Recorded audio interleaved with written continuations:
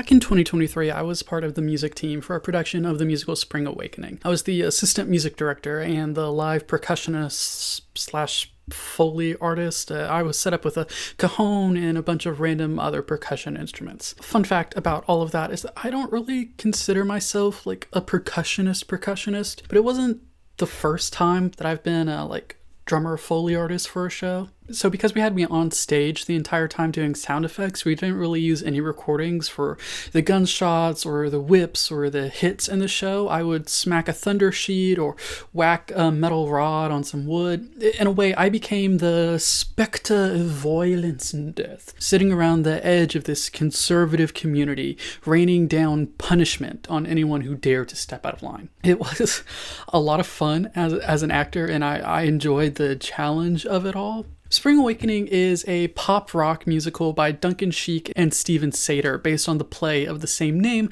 by long-dead German playwright Frank Wedekind. When I first started getting into musicals back in high school like 5 million years ago, the show quickly sprinted up my list of favorites. Like an indecisive verse twink, its position is never consistent on my list. It stays up there though. Another thing that used to be up there before the era of people freaking out about fertility rates was, well, teenage pregnancy. As we've moved into the modern world where pedophilia has correctly been labeled as let me check my notes here. Bad.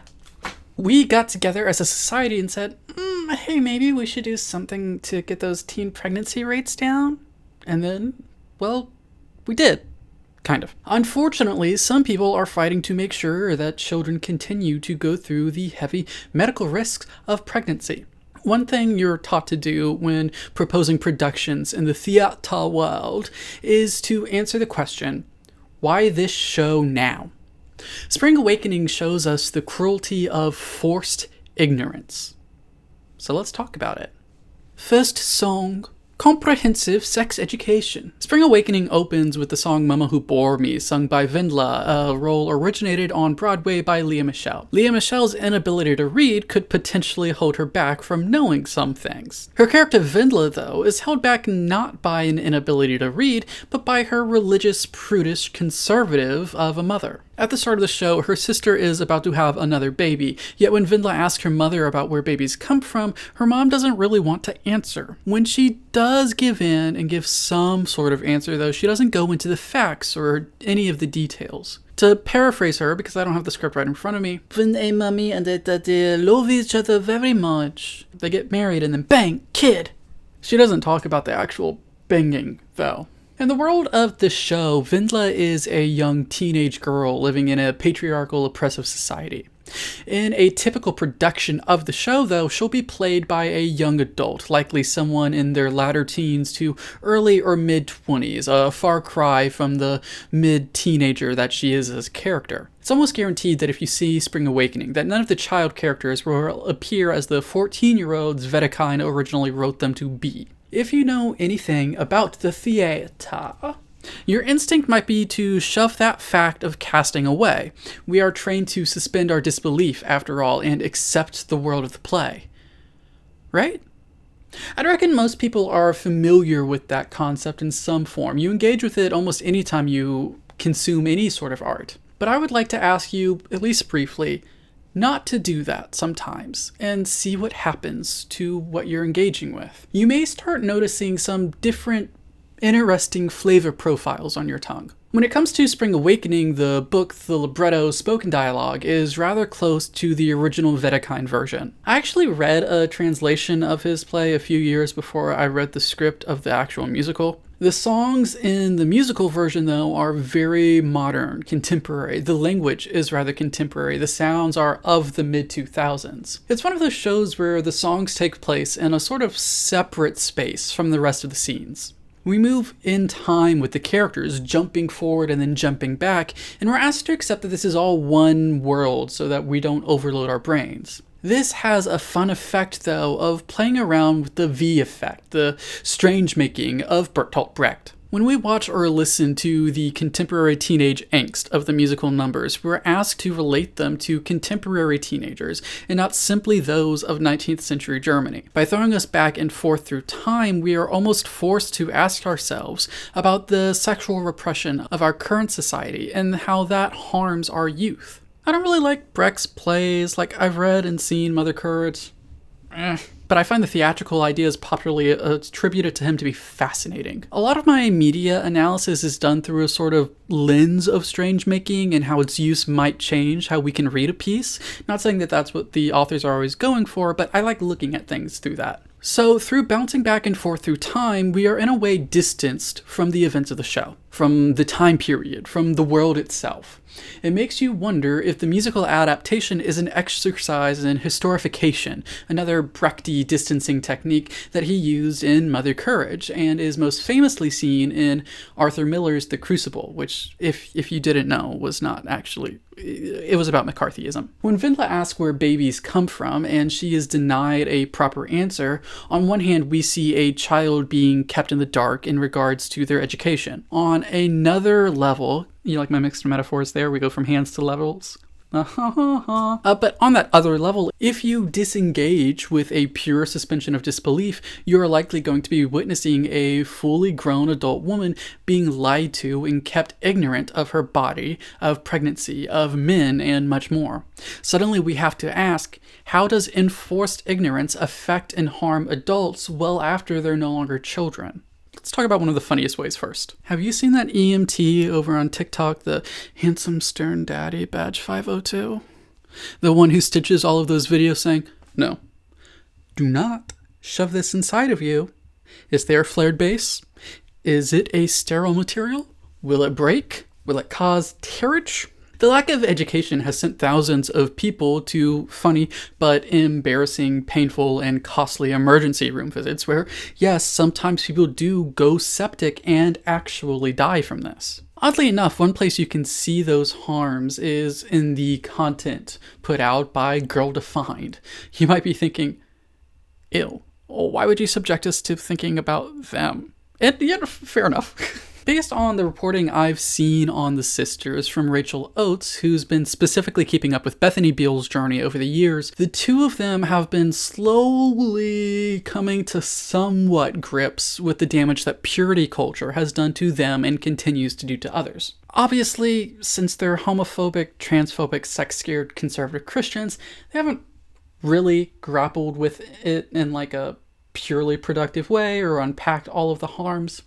But Bethany, at least, has talked about how the shame pushed by purity culture did affect her marriage. The stigma and lack of education around intercourse can make it difficult for couples to talk about intercourse, just in general, to tell each other what they do and do not like. It's clear that the lack of sex education leads to, in part, a lack of female pleasure. It can also lead to the girl-defined content that I've personally read and watched. The things that say that porn addiction is real.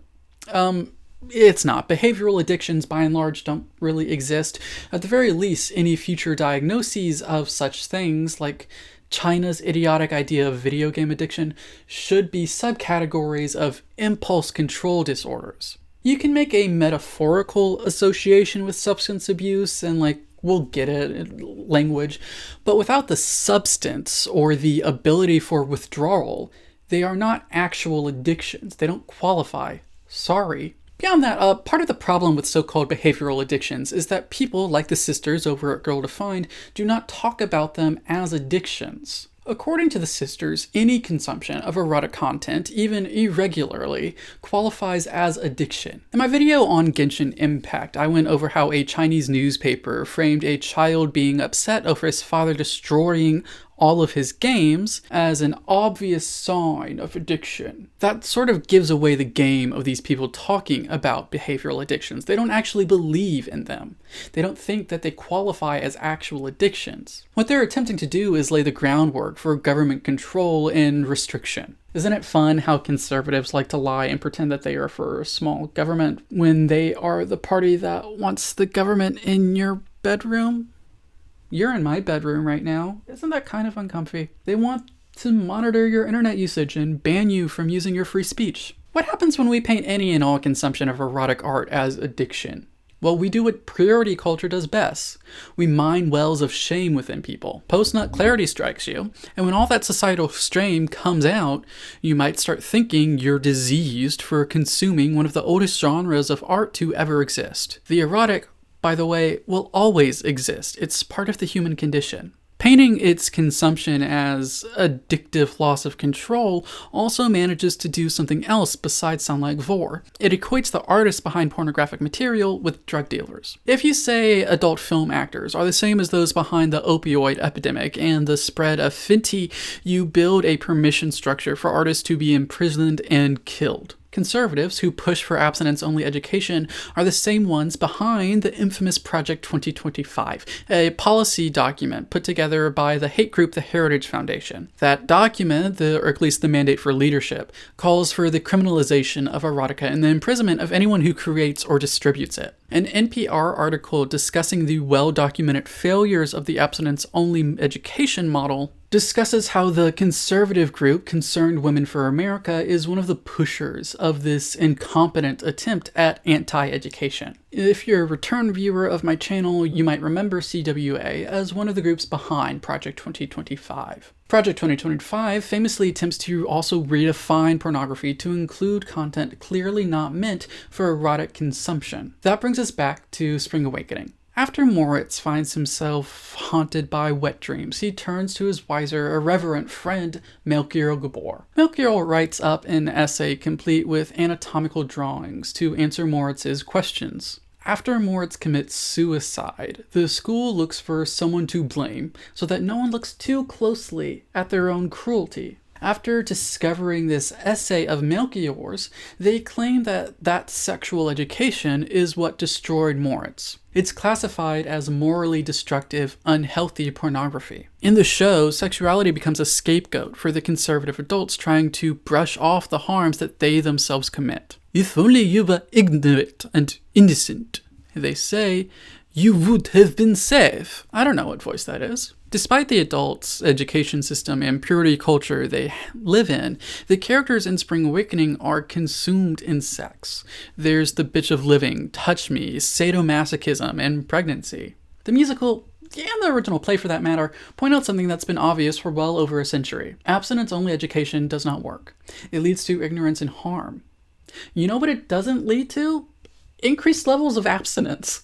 A report for the Harvard School of Public Health states, there is substantial, reliable evidence that abstinence-only programs fail to persuade young people to abstain from sex until marriage. So if we aren't actually decreasing the rates of sexual activity, what is the purpose of people continuing to push this enforced ignorance? One goal is, well, the subjugation of women, because isn't that what everyone wants? As the Harvard report points out, abstinence-only education often enforces sexist gender roles when it comes to sexuality, painting men as beasts at the mercy of their desires, the alphas in heat, and women as the chaste, strong gatekeepers who obviously dislike sex and whose sexuality is abnormal and wrong and evil. One way you see this in the musical is from Melchior's dislike of imagining intercourse from the point of view of a woman. Even this relatively educated man who enjoys the idea of sex assumes that the woman's role is obviously the penetrated role, and that this equates to submission, and that submission is bad. Submission can be a horrifying thing. The main goal, though, that these pushers of abstinence-only education have is to force Christian nationalism onto the rest of us. Or, to reframe what I just said, it's the embrace of aesthetics. The idea is that if we learn about sex, we might think sex can be a pleasurable activity. If we realize intercourse can bring joy and happiness, we might embrace it for that purpose. That is a rejection of aesthetics, the belief that self-denial is the only thing that is truly holy, and that we must reject earthly pleasures. It's a belief system of joyless, soulless idiots. Or rather, it's a system of belief pushed by people who don't normally embrace it themselves. Most asceticists embrace joy in their own life, but push ascetics on everyone else. A miserable populace creates a population that is easier to stamp down and control. Second song, Invisible Closets. When I first listened to the show in high school, I heard Touch Me and I thought that Melchior and Moritz were having an intimate moment together. And as a young gay starved for gay media, I kind of loved that. Now, that's not what actually happens in the show. Someone could probably do an interesting examination of Moritz's sexuality and how that relates to gender and gender expression in the musical, but queer representation in the show actually comes through different characters: the gay, Ernst, and the bisexual, Hanschen. Ernst is presented in the musical as a sweet religious boy who gets happily caught up in the more dominant, cynical, and sexual ways of Hanschen. Hans is a bit of a weird character in that it is possible to interpret him both as a sensual, cool, collected dude and as a manipulative prick. Interestingly, he and Ernst have a reprise of Word of Your Body, the love song between Melchior and Wendla. Whereas M and W don't work out well, at all. The gay relationship is implied to have a happy ending, at least in the musical, despite the conservative society they live within. They are actually in love. Maybe. You could interpret it that way.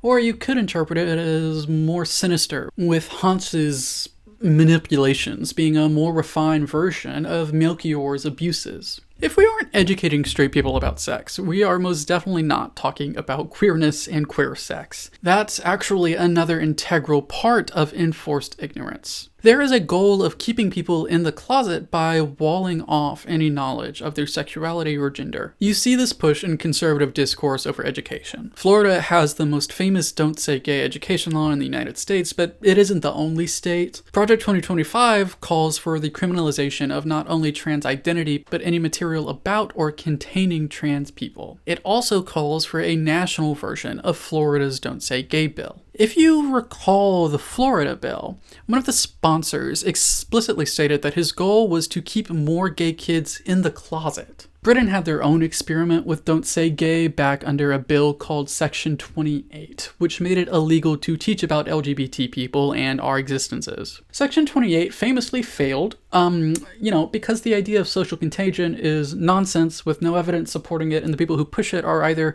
1, idiots, or 2, bad faith actors taking advantage of idiots. What it did do, though, was cause prolonged harm to the children who grew up under it. In her video, Ignorance and Censorship, Abigail Thorne of Philosophy Tube details how Section 28 didn't prevent her from being trans or discovering that she is trans. What it did do was prolong the amount of time it took with her struggling to discover and become comfortable with who she is. It first forced her into the closet with a blindfold over her eyes. Spring Awakening takes place in a world dominated by sex negativity. The adults believe that through enforced ignorance, they can control the youth and keep the current power structures that they are invested in. The queer love story within it serves as another point where the musical says, hey, this doesn't work. We're going to pretend that gay people don't exist. Doesn't stop gay people from existing. It doesn't stop us from falling in love or having sex. What it does do is attempt to enforce homophobia and transphobia as the only forms of acceptable society. All of this also plays into sex education. Many of the groups that advocate for abstinence-only education don't believe in gay marriage. They don't care that gay people in this country can get married or that eventually gay rights will be present across the globe and just the norm. These conservative groups will push for an education that teaches sex can only be had for reproductive purposes between a cis man and a cis woman in a heterosexual marriage. They believe the promotion of homosexuality or no is promoting sexual risk or no. Some of this comes from fear-mongering about the AIDS crisis. These homophobic assumptions about HIV end up causing harm to, everyone, gay or straight. Think about the drug PrEP. Pre-exposure prophylaxis is a drug that you can take for HIV prevention. It's an amazing invention powering human health. As the CDC reports, it is highly effective at preventing transmission from both intercourse and needle sharing. Teaching about PrEP would greatly improve health conditions throughout the United States.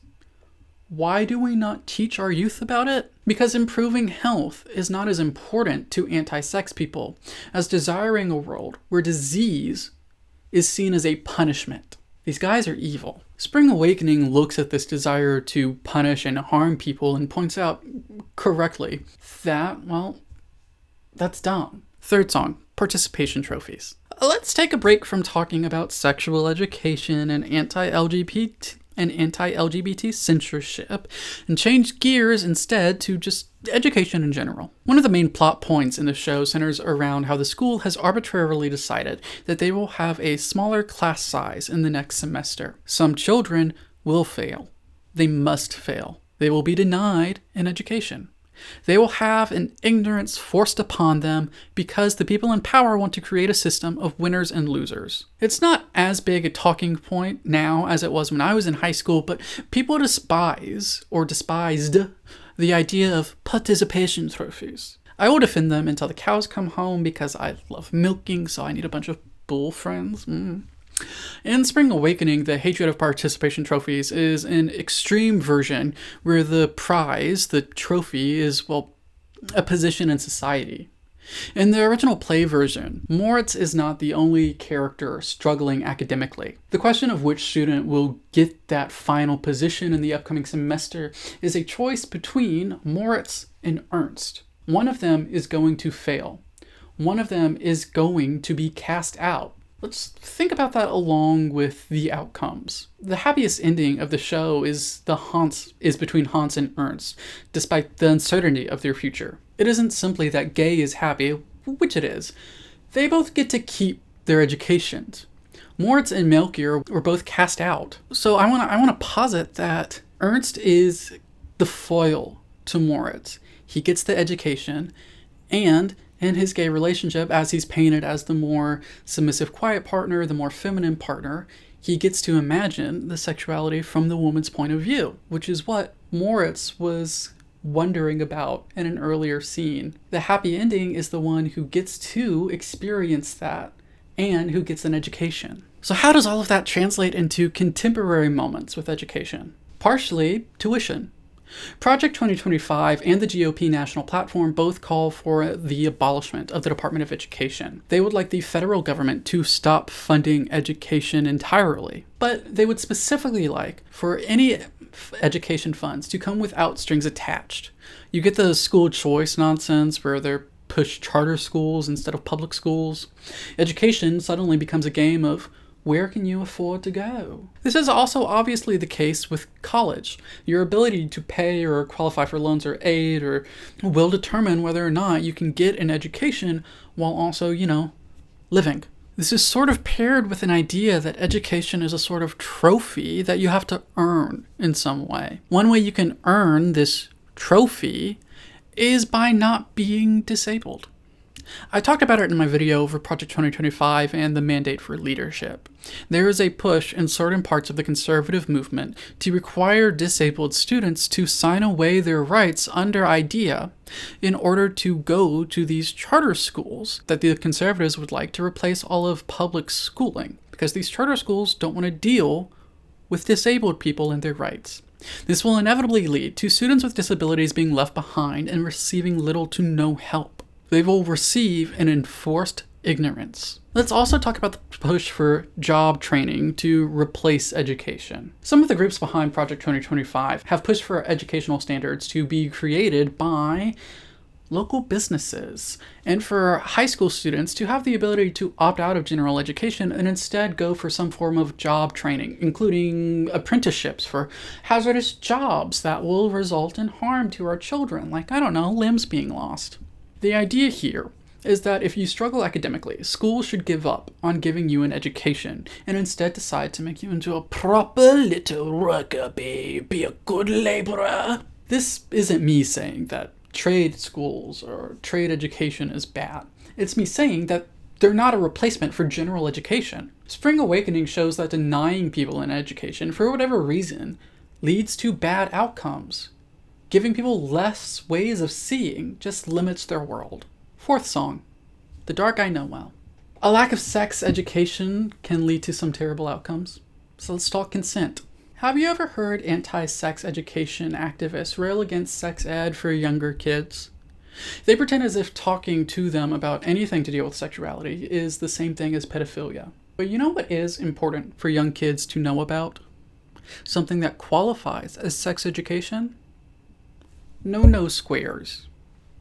And an important part about teaching about those squares is teaching the correct scientific terms for genitalia and other body parts so that reports of abuse do not get lost in the cutesy nicknames that kids are taught to call things. If a vagina is called a kitty, for instance, then a report of serious abuse could easily get lost as being about an actual cat. This is a legitimate issue in children's health care and advocacy.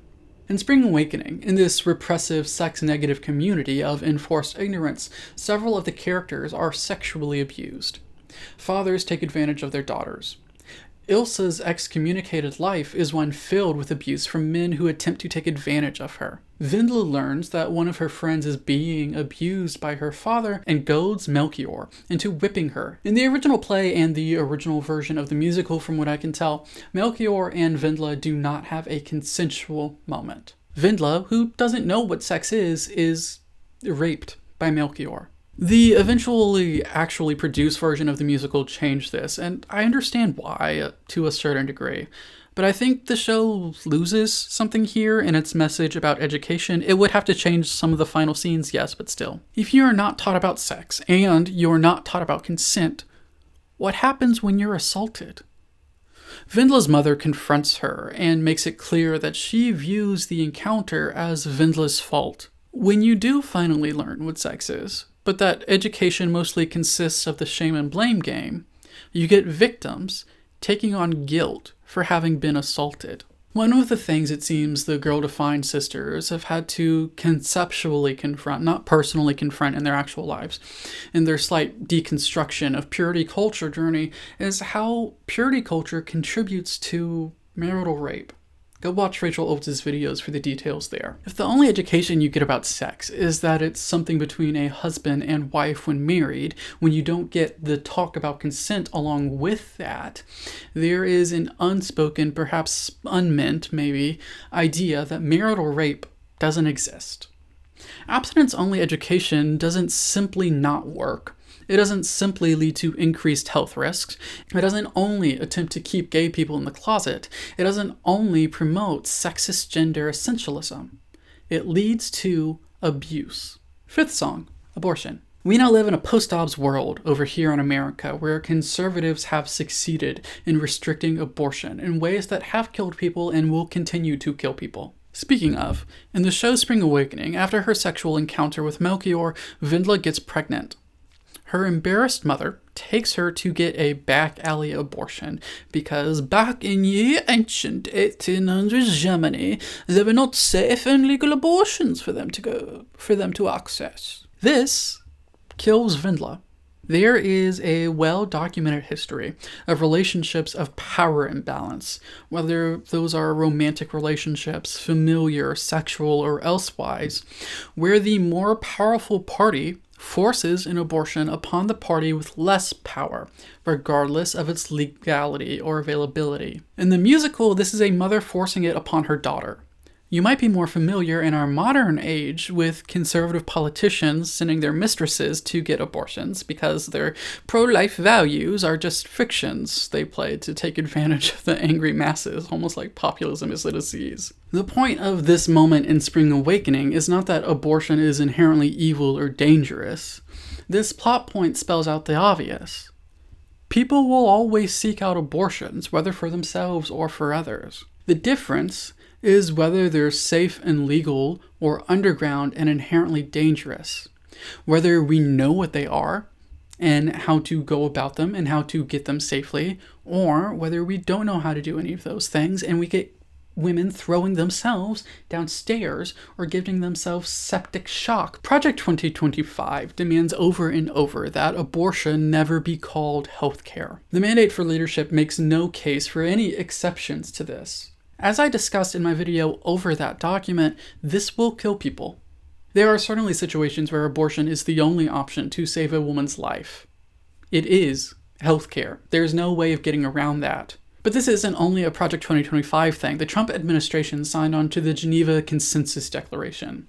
To make short a long discussion I had over that in the same video as I did over the mandate, that declaration insists that abortion is not healthcare. Would you like to know who signed it? I go over all the details over there, but it's primarily signed by countries where women are discriminated against. Rape is legal if you marry your victim, and you can kill your female relatives if you say that you killed them because they're a whore. It is an evil collection of countries who clearly do not give a shit about the health of women. Doctors have pointed out that exceptions for the life of the women tend to be written into laws in a way that is exceptionally vague. What is the percentage of risk to a woman's life where an abortion ceases to be illegal to save her? What is the immediacy? If someone has cancer, they can't go into chemo while pregnant. If the cancer might kill them after a couple of years if left untreated, and if chemo might save their life in the long run, is that immediate enough and dangerous enough to allow that woman to get an abortion so she can start cancer treatments? Or must she wait until it seems like the cancer is going to kill her soon? Conclusion. Spring Awakening has unfortunately become more relevant in the 2020s, at least more than it was in the late 2010s. If you're looking for a timely, popular musical to produce in your local theaters, I would keep this kind of near the top of your list. Why this show? Why now? Because anti-education, sex-negative conservatives are attempting to enforce aesthetic censorship on the rest of us in an attempt for control that will inevitably result in increased negative health outcomes. Spring Awakening is a show that says, enforce ignorance does not protect anyone. It only harms. And it's right. Also helps that the songs are catchy as hell. Like, what? Editing Jared popping in to say, like, comment, subscribe, join me over on Patreon to get access to videos early, get to see all of the quick bite content long before it goes up on YouTube probably, see behind the scenes looks at all of my art projects, and yeah, see you guys in the next one.